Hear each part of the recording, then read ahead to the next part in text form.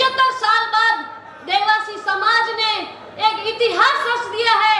उसके लिए मैं समाज बंधुओं को बहुत बहुत धन्यवाद देती हूँ। इस एकता मंच के साक्षी बने परम श्रद्धेय संत श्री प्रबुद्ध जन, युवा प्रतिभा एवं घर द्वार की देवी नारी शक्ति को मैं प्रणाम करती हूँ। चमकते सूरज के समान समाज के उन प्रतिभाओं को भी बधाई देना चाहती हूँ जिन्होंने समाज को एक नई पहचान दी है, चाहे वो शिक्षा क्षेत्र हो, चिकित्सा क्षेत्र हो, व्यवसायिक क्षेत्र हो या फिर राजनीतिक क्षेत्र हो।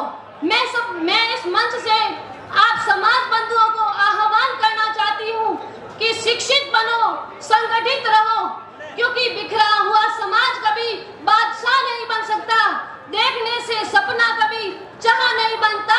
कोरे कागज से इंसान औरों की निगाह नहीं बनता। संगठित होकर विश्वास भरना सीखो, संगठित होकर विश्वास भरना सीखो। बिखरा हुआ समाज कभी बादशाह नहीं बन सकता। मैं इस मंच से आह्वान करती हूँ कि समाज में जो पिछड़े परिवार हैं उनकी सहायता करो, गरीब बच्चों के लिए हमेशा तत्पर रहो, तब जाकर हमारे समाज का उत्थान होगा। नारी शक्ति का सम्मान करो, उनकी उपेक्षाएं बंद करो।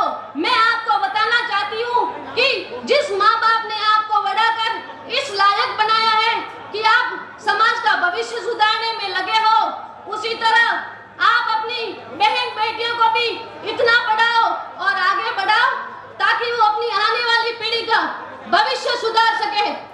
क्योंकि ममता की मूरत माँ होती है, उस रब की सूरत माँ होती है। स्वर्ग से भी बढ़कर है माँ का आंचल, क्योंकि माँ बच्चों की जहाँ होती है, माँ बच्चों की जहाँ होती है।